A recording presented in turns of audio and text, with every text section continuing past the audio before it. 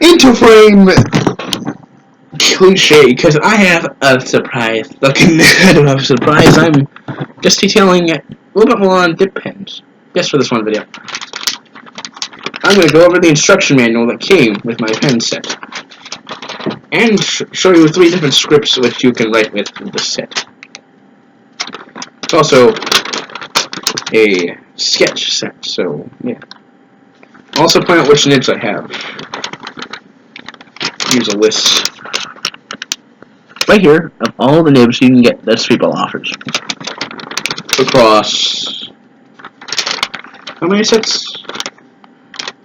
Wait a second, I think they had listed all the types of sets they had.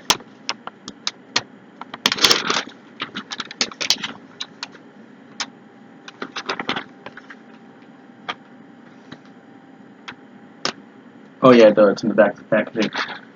I threw that out. But you had many sets, and all these nibs come across each different set. It'd be nice if they had one uniform set, but I mean, yeah, what you gonna do? These are mainly used for calligraphy, as I demonstrated in my video. Go check that one out. This is the third video I'm uploading tonight. I'm gonna start having a schedule where I upload more on the weekends. Because I have all spare time on the weekends, so I don't know what to do with, so I'm just gonna start making YouTube videos. So expect more content from me. I kind of feel like I'm reading a newspaper right now, but I'm not. Off memory, I used to think that what are they called? Like those little things that you bring out. They're like the little unfolding tanning things. I always thought those were like a newspaper. I don't know why. When I was younger.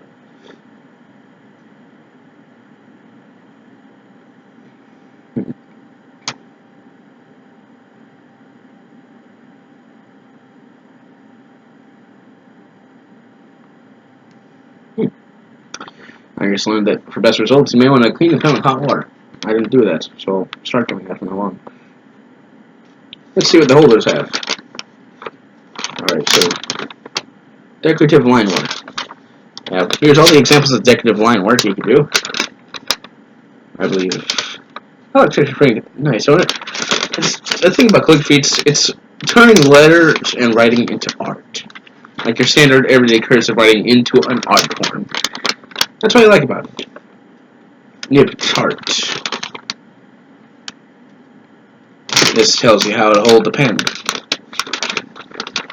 And also lists 4 different pen holders across all, I believe it's like 6 sets? Maybe 5, I don't know. I'll check that up. I mean, I still have it right there. It's not... give me a second. I have it right here. Nope. Come on, I know I have it in here. Somewhere.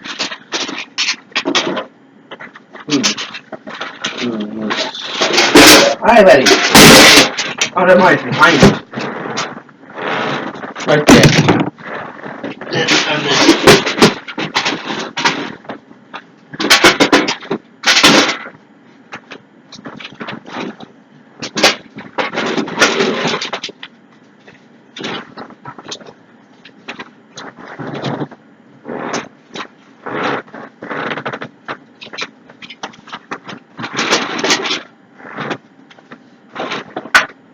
Apologies for the loud metal clang noise. That was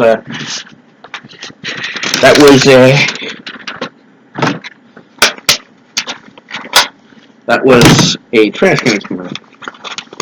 Ah, here we go.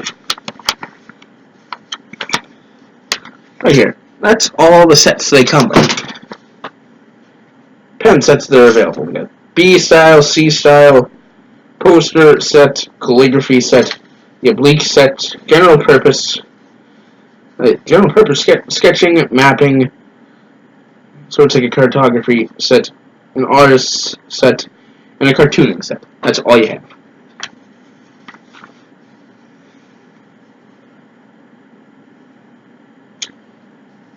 The one I have is a sketching set.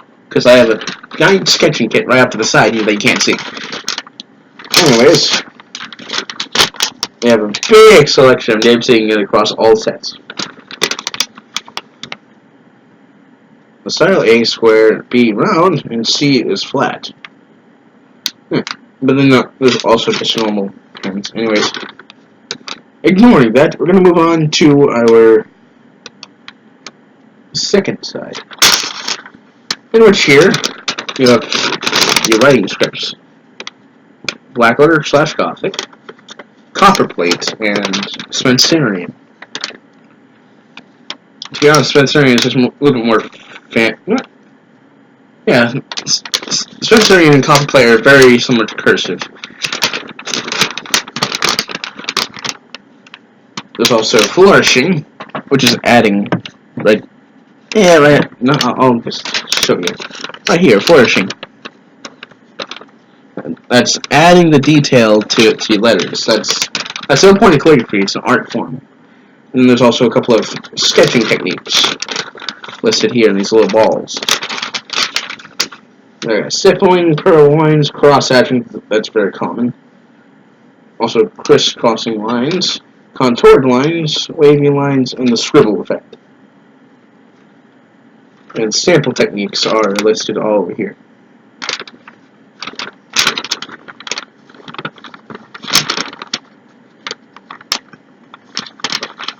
And now, to fold this back up, which in itself is kind of an art form.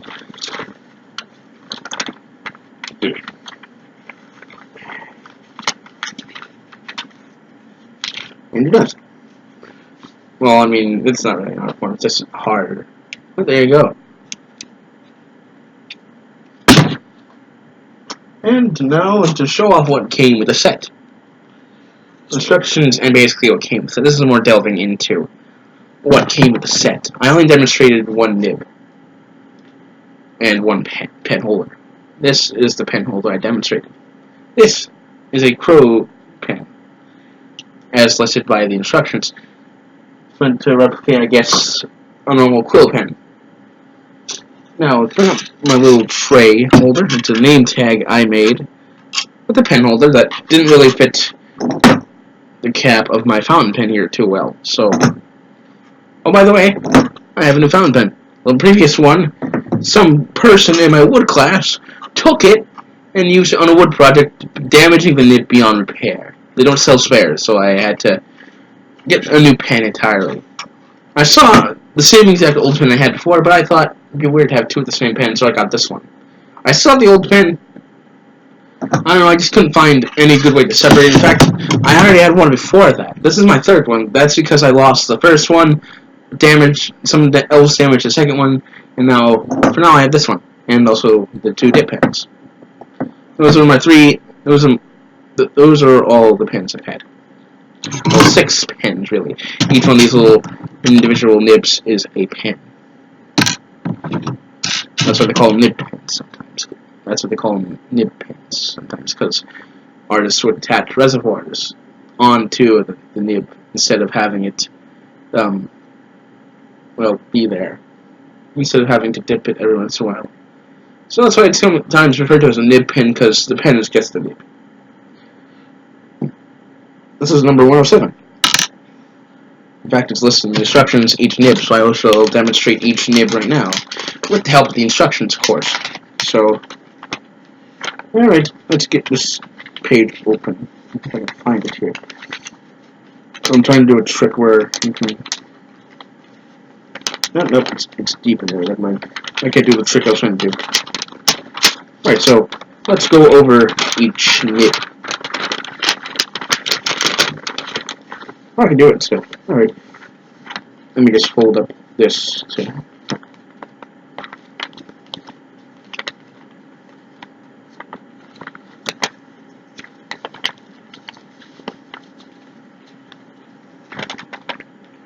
Right, so 107 is called the hawk quill. So meant to represent different feathers of quill. That was your hawk quill. This little tiny one right here. That's your hawk quill. Anyways, the hot quill. Oh, we're going on for 10 minutes already. Wow. I've been sitting here trying to get everything organized and now we're already 10 minutes in. It's interesting how time does that. Right now it's 11:17 where I am right now. So oof. This was great for. It's a super fine point, stiffer than 102. I think I have 102. Yeah, Quill Quill. Quill Quill. It's America's most popular art pen, super fine and flexible. I have one of those. It's this little golden one right here. That's your Quill Quill. It's very bendable. And it's right, it's stiffer. Oh, wait, never mind. I think this one. I think actually the silver one is it. Oh, never mind. The silver one is the Quill. Yeah, see, that's what I thought. Golden one, number. Is number. Wait a second here. I gotta shine light on it. This is number. I believe 106.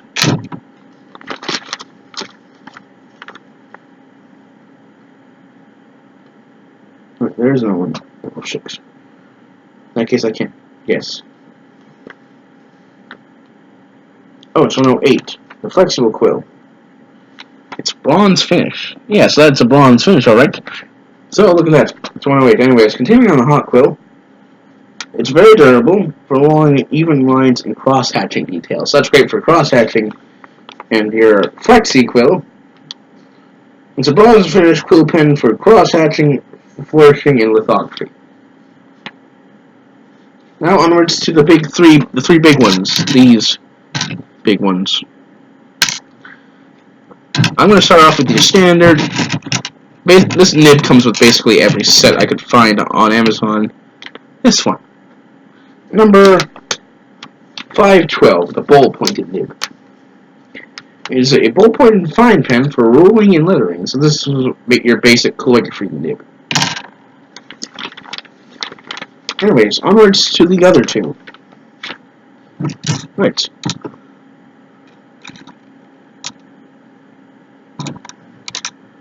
'56. It's this neat little one.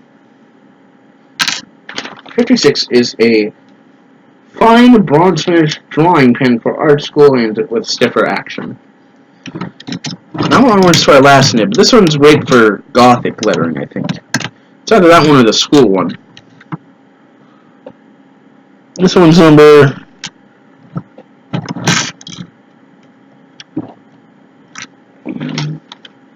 Wait a second here. 99. Your drawing. This is great for It's an extra fine point for draftsmen and lithographers, but when pressed, it creates a thick line. Great for the, again, Gothic script. Yeah. I should not be demonstrating the writing utility of each pen in this video as not because I am not because I don't want to waste any paper, but because I'm getting quite tired. As I explained earlier, it's nearly midnight. It's nearly halfway to midnight, so I'm gonna probably get some rest as a supplement. Yeah. All right. That's really all I have for you tonight. The smoothie video, the pen video I made a couple days ago, and this me right now explaining how each individual nib is.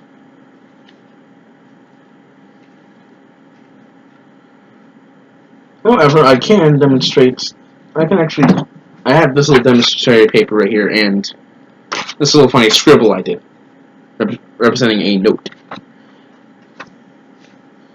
Just because I like the pen. These things are nice little things to do. I like, as I said in the other pen video, I just sort of have an admiration for these little things. I admire them. I like them. I like collecting them. And now I have a bunch of nibs. Real bold. The bowl is my favorite one. That's the one I use. I think out of all of them, it's the one I've used the most because it's your standard calligraphy nib, and it's great for writing. What I've been doing with the pens. Is that a Subway napkin? Yes, there's a Subway napkin here because I took that to clean up the nips. I didn't use hot water. I guess I can keep on going for a little bit. You know what? I'll demonstrate each nib's normal lines and then their thick lines. How about that?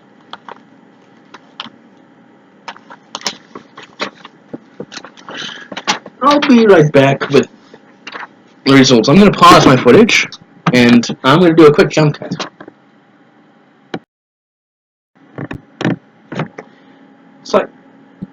Slight alteration within my posing, but yeah, so I had a couple mishaps. The container I was using to hold hot water in, that failed. Tried to use a wet cloth that I used to clean water with. Anyways, here's your different nibs. As you can see, some of them actually messed up. That was because I had to move my hand. But as you can see, bowl is the thinnest line I can make is nice. The thickest line is also nice. That's great for calligraphy. The art school pen, it's quite hard to write with them in normal print. I have no idea why. But I know why. The art school one, the thickest point I can get is that one. That's the thinnest line. As you can see, both 99, the drawing, and the flexible nib are the best for like things like the black layer script.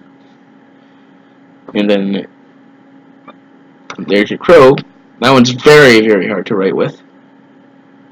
That's your hawk nib. As you can see, I did a demonstration U, and right down here I decided to use a little bit more ink as to not waste all of this ink that was currently in the nib. And that's it, really. That's really your demonstration paper. This is the thinnest and thickest you can get. I like using the flexible nib, really, if I'm writing in black letter or 99. If I want to use the speedball pen holder. By the way, did I tell you that? I think I mentioned it last video that this one is called the speedball pen holder, and this one is the crow pen holder. A couple times mentioned it again earlier in this video. It seems like 17 minutes, but during the jump cut, I spent roughly 20 minutes getting everything ready to write this, because we had two mishaps with the water. Some of the water actually hit a sketch diagram I have right here. I'm not going to open it because most of that stuff is pouring out of my imagination. In fact, I'm depicted as a anthropomorphic lynx. Like, seriously. I would demonstrate it, but no. That's personal stuff. It's in fact, the reason why I'm depicted like that is because not one of the bad ones, of course. I find it kind of wrong to have a fursuit. I just keep the fursuit at home. I personally, as much as I love having that little thing to depict myself as, I would never, ever want to go out in public with one of those things on. Just why? I mean, I know you're comfortable and everything, but it just doesn't seem appealing to me. Because it's basically like wearing a giant couch, I've heard. So I've heard, like, if you wear a fursuit, it's basically the equivalent of wearing a couch. Anyways, getting off of that, that's your demonstratory thing. The end, I guess, of this video. Oh, look at that. The water made this side all floppity in the day. I can't use this sheet much anymore. I'm just rubbing my hand across. That's not actually picked up the mess pretty well.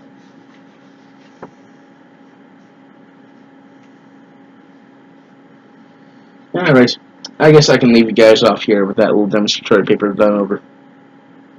Yeah, I'm not gonna go 20 minutes. Anyways, have a good night. It's 11:48. I'm gonna go get some sleep as soon as I get this thing uploading.